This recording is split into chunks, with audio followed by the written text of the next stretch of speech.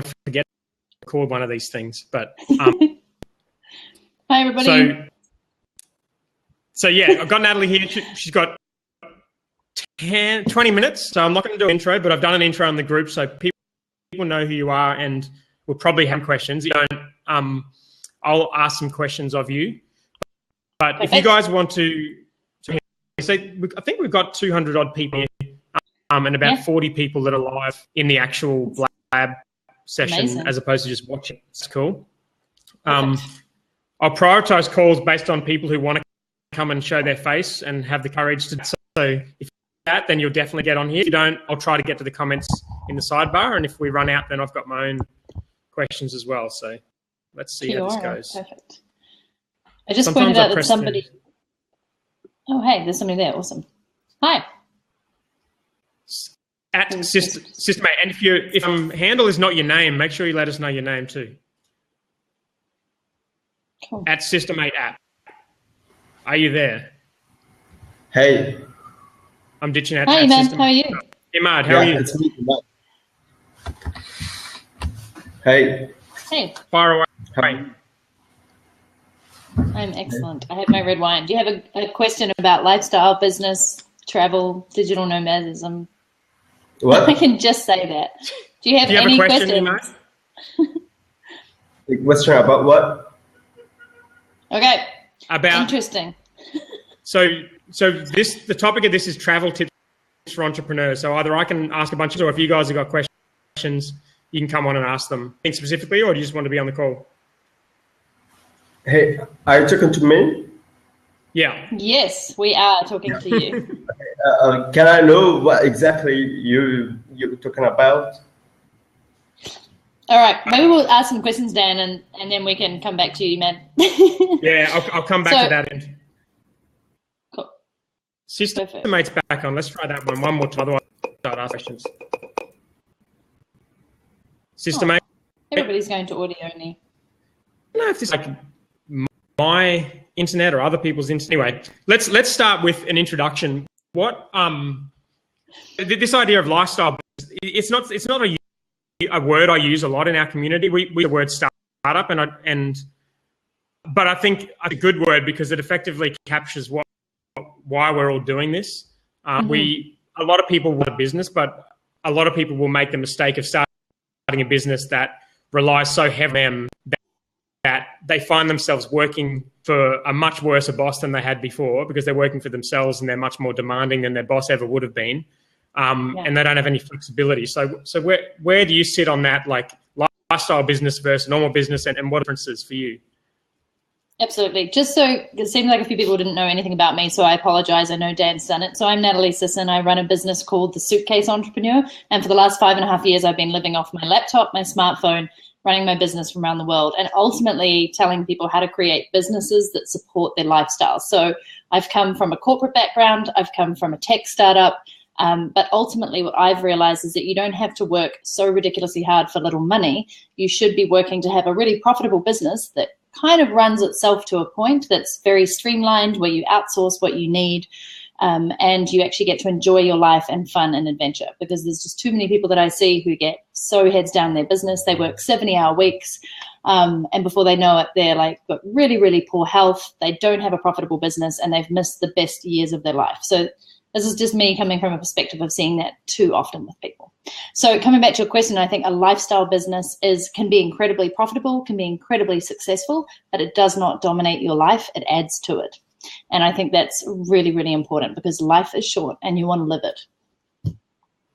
Right. And to context, we've got all of our challenge guys in here, but it's also public via Blab, so anyone can join. So yeah, I probably shouldn't intro. So sorry about that. An interesting. So yeah, we could get randoms who don't know what we're doing. I should have done that. I had an interesting question. I did see a question down the side. Can I just can I see that from Inbound Ascend, who I think was just on with you? Yeah, so he said, do you think there's a market for a New Zealand-based entrepreneur nomad facility where nomads can come and use, similar to an incubator? And I would say yes, there are a lot of incubators here. I'm actually a mentor on one of the Venture Up startup accelerators.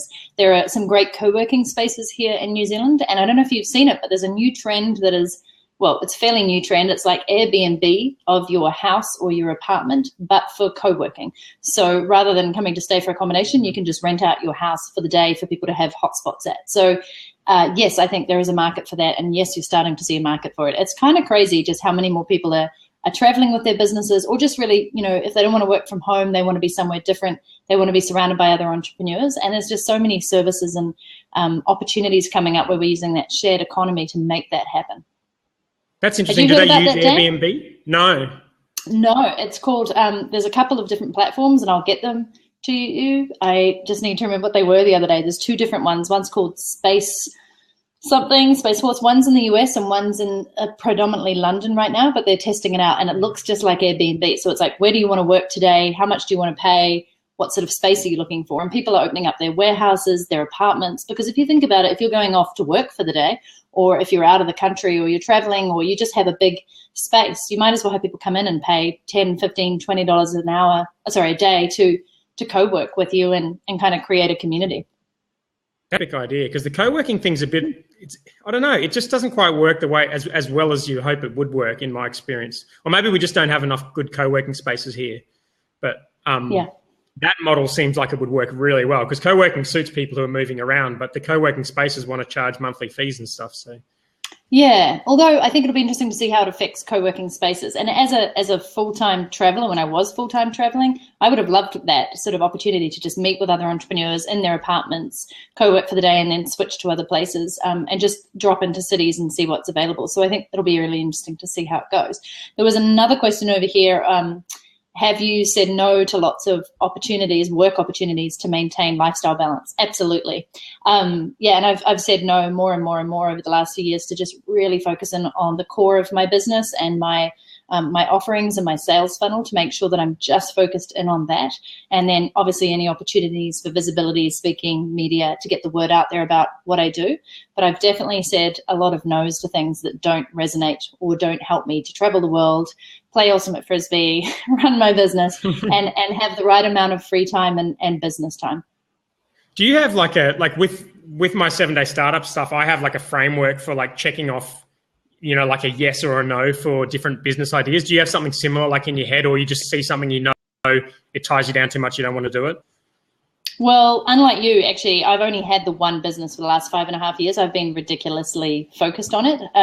But otherwise, I would probably use a combination of the business canvas model, which I'm sure you use and is great, and just a couple of combinations of things that I've learned over the years about what business model is going to suit me. So it's a portion of active and residual income. And I have about 5 revenue streams in my business. So typically I'm looking for things that are similar to that. But outside of that, no, I just, if it's a good idea, typically after all this time. I'm just going to stick the links down in here for the Airbnb. So one was called Space Hop, and the other one is called Vroomy. And it was on the BBC the other day, and I just think it's a really interesting space. That's such a good idea. Yeah, definitely. I mean, there's all sorts of things around privacy and safety, but that's also what you put up with when you're traveling the world and traveling by yourself. Right. And also, you can also have that in business. So I feel like most of those platforms have kind of proved that they figure those things out eventually. Yeah, once they get to a certain scale. Yeah, and apparently it didn't affect your taxes in the home because you're allowed to have a residential space busy during the day. Who knows? All of these places start off with such loose rules, and then as things click on and as policies get updated, they get shut down slowly. Somebody else had said, "What is your?" Yeah, exactly. What is your advice? If you guys are going to ask questions. Sorry, go for it. If you have to take them. If other guys, if you're going to ask questions, make sure they're really specific. If you're going to do them in the comments, because it's hard to kind of get context there. Yeah. But yeah, if you want to take those. Actually, I'll just come back to this one.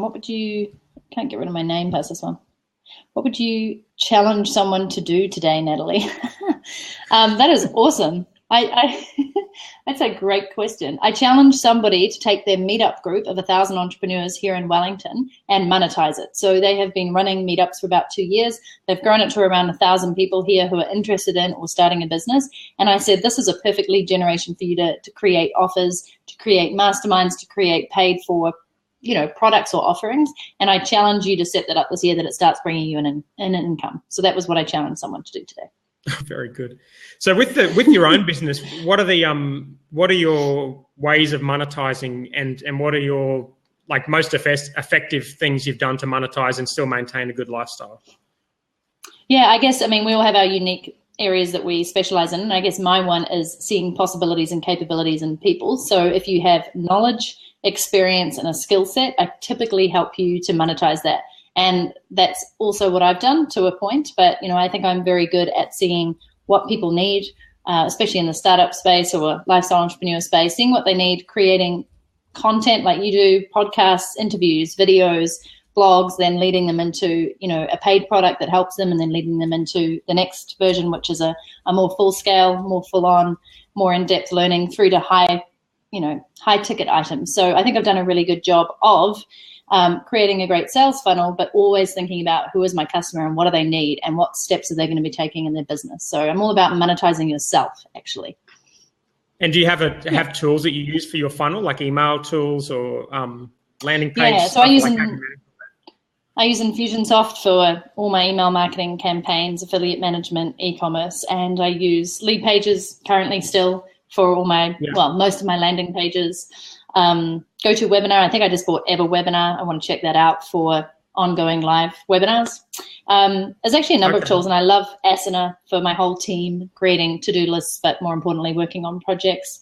Use PayPal all the time, and then Google everything. So I try to actually keep it pretty lean, but I would say Asana, Google, Infusionsoft, PayPal, daily basis. Is it Asana, right? It's actually Asana. So it's Asana. I know. I've been calling it Asana for ages, and then they came out with a video, and they're like Asana, and I was like, no, that just sounds so wrong. But it is apparently Asana. It sounds exotic, like some kind of retreat, mountain retreat or something. Like a yoga thing. Yeah. Very cool. There's a question in here that's not a bad one. Okay. Is it Sean? Hey, Sean. It's Sean. See, I met up with Sean in Berlin where I was speaking last year, and he's also been in my High Flyer Club, tuning in from Cape Town. Awesome. Good to see you. Sorry, I just had to say hi. Is this one, in terms of products and courses, would you recommend releasing before it's perfect and then fixing, polishing? 100% yes.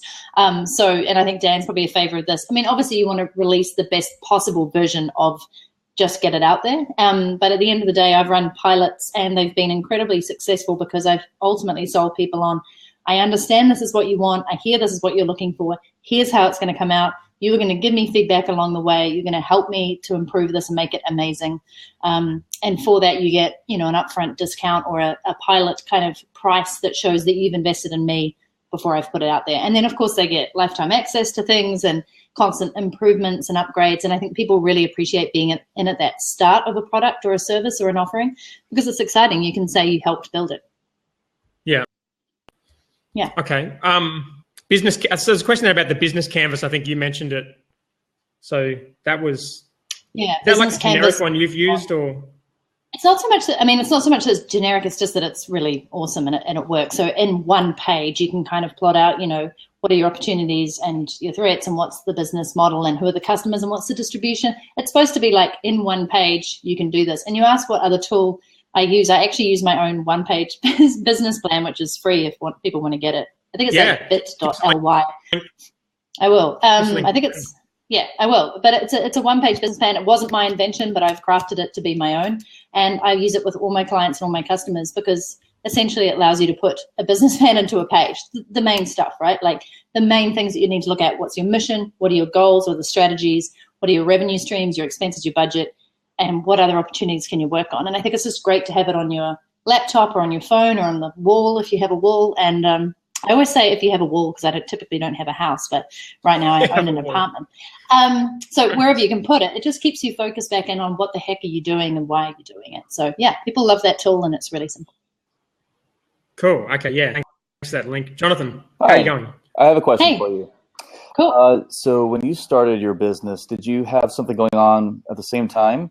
Or did you just jump right in? Did you have jumped right in. You jumped right in. Yeah, now, I was a bit of a nutter. Yeah. So did you already have a following or did you have to accumulate a following? And what was your tactics? I had a small following. That's a great question. So I was a co-founder of a tech startup, and I was doing marketing and business development and the financial models and everything for them. Like, as you do in a startup, you do everything.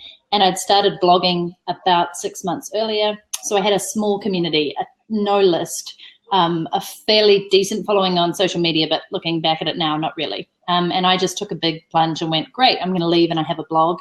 And then I realized all I had was a blog. So it was like 6 months of no money and hustling like crazy to figure out what I was going to offer and how I was going to capitalize on what I'd built. Okay. All right. And what was the what was the day where it all changed? That's a great question. So I can tell people my first thing was I ran a social media bootcamp. I was living in Vancouver, Canada. I realized that my specialty was that I knew a little bit more about social media than anybody else. And a lot of people were asking me about how I'd helped build our startup.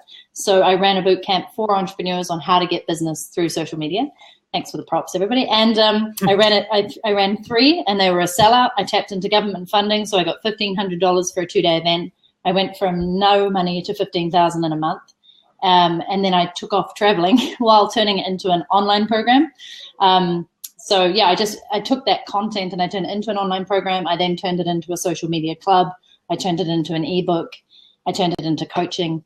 I just like leveraged the heck out of that. So that was my first thing. Cool. All right. Thanks. Yeah. You're welcome. Thanks, John. Do you think, Natalie, sorry, there's a bunch of questions there, but just to follow on from that, yeah. Do you think like making it an online program, do you think that ultimately helped your business, or did it hurt your business moving the focus from being in the one spot sort of thing?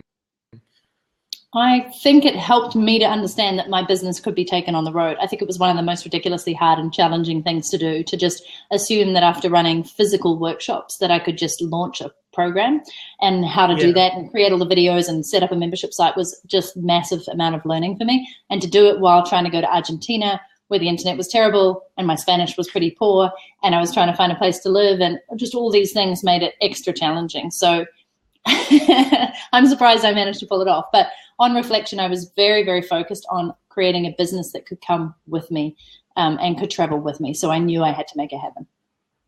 Cool. All right. We've got a couple of questions. So I'm going to ask you this one, even though I wouldn't be able to answer this myself, but it seems like a cool question.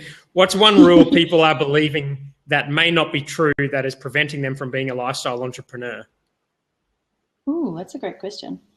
One rule? Ooh, the traditional balance of society. I would say maybe that whole point that they have to work in a sort of a traditional sense. So most people who go into lifestyle entrepreneurship really battle with relationships with their family and friends who don't think it's real. They don't think it's legit. They don't understand it. They question why you'd want to travel. They don't believe that you have a legitimate business because they can't see it. You're not in a real office. You're not working 9 to 5. So I would suggest that it's, you have to be a bit of a rebel and a bit of a rule breaker until this becomes more mainstream, where people actually understand what the heck you're doing. Break all the rules. Break all the rules. Roberta, do we have you? I can see there's some evidence of a person there, but no. Oh.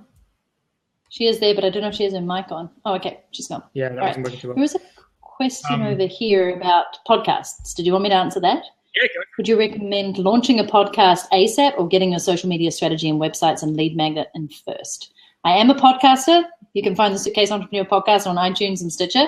I would recommend that if you're going to start a podcast, just start leading them to a landing page, at least where you have a really awesome offering or opt-in like Dan does all the time, and at least start building your list. You don't need a website yet. You don't need all the other stuff. But if you're going to start creating a podcast and drawing people to something, have one call to action and put it up there, like use lead pages or whatever it may be, and at least start creating a list.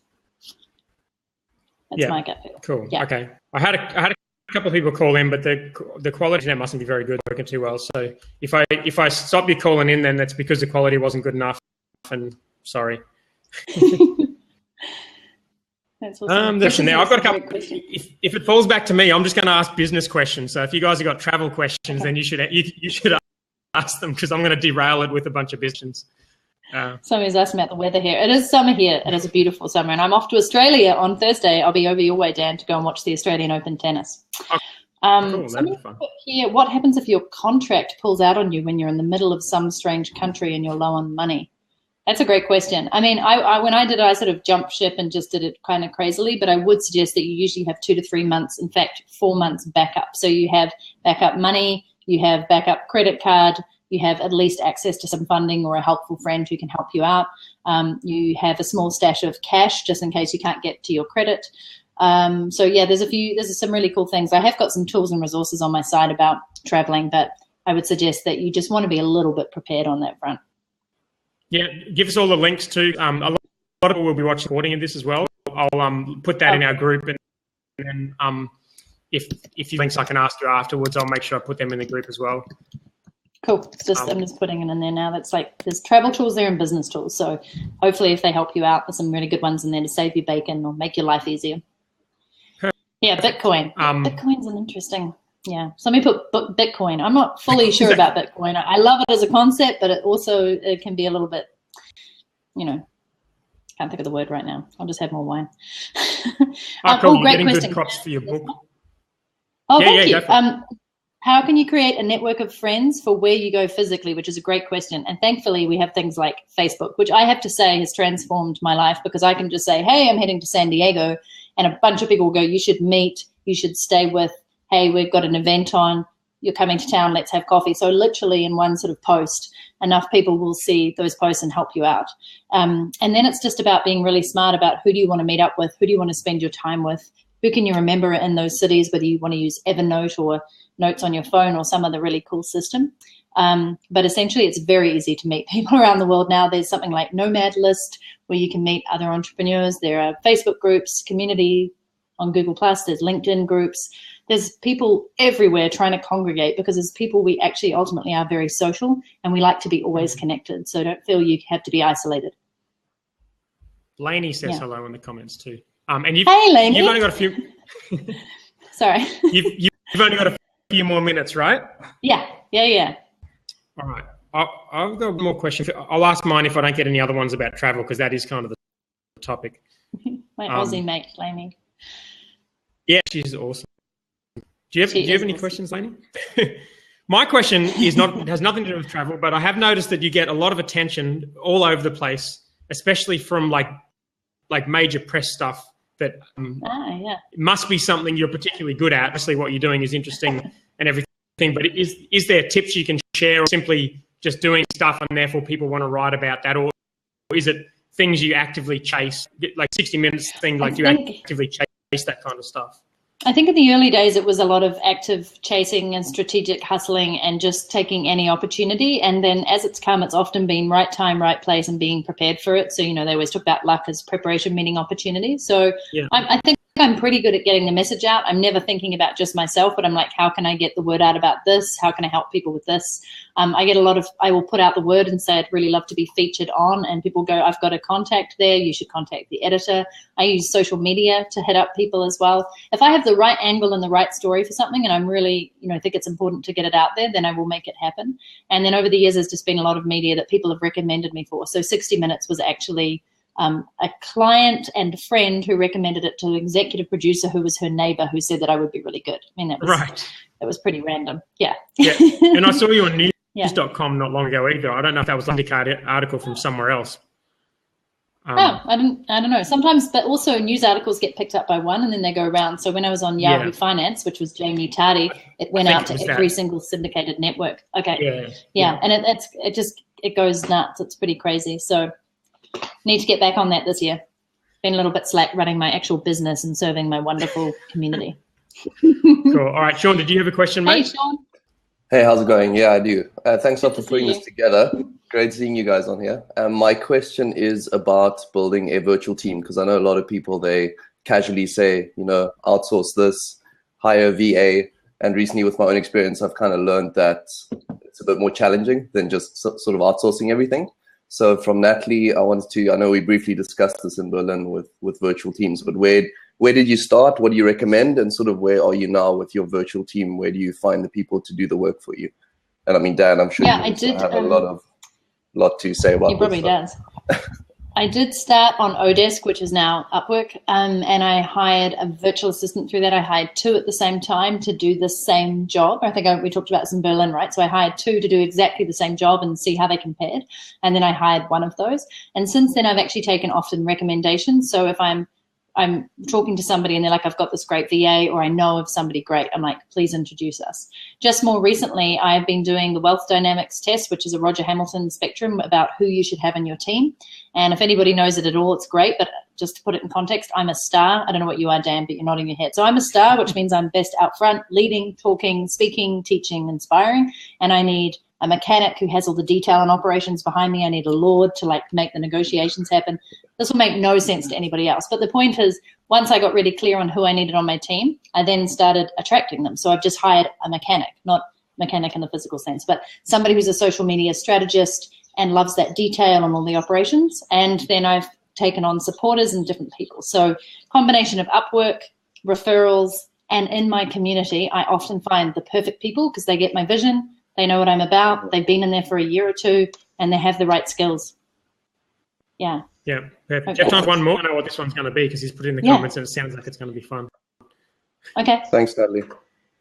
You're welcome. See you, Sean. See you Thanks, soon, Sean. somewhere around the world. At Do How Team, are you there? Yeah. He is there. Hey. What's your question? Can you hear me? I can. Yeah. Hi. It was if you could work with anyone in the world, where would it be, and how would you make it happen? Oh, that's easy. It'd be on Necker Island with Richard Branson, and I've thought about dropping in by like skydiving or something out of a plane, or maybe kayaking there from another island. But that would be where it would be. That's a good answer. So if anybody can help me with that, amazing. let me know. Well, I've got friends who've been there. I think it's not impossible to get in. No.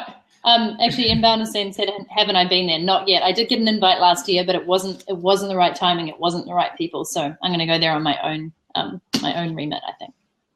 We'll have a party there, cool. Dan. We'll have the 7-day startup party there. Yeah, it sounds cool. It's a good guy to follow on Instagram if you want to see some interesting shit that goes on his island. Yeah. That sounds fun. Awesome. All right. Well, that's been cool. So much. what's the best way for people to, if they're watching this recording or they want to learn a bit more about what you do, what's your preference for the content you're doing? I think suitcaseentrepreneur.com is a great start.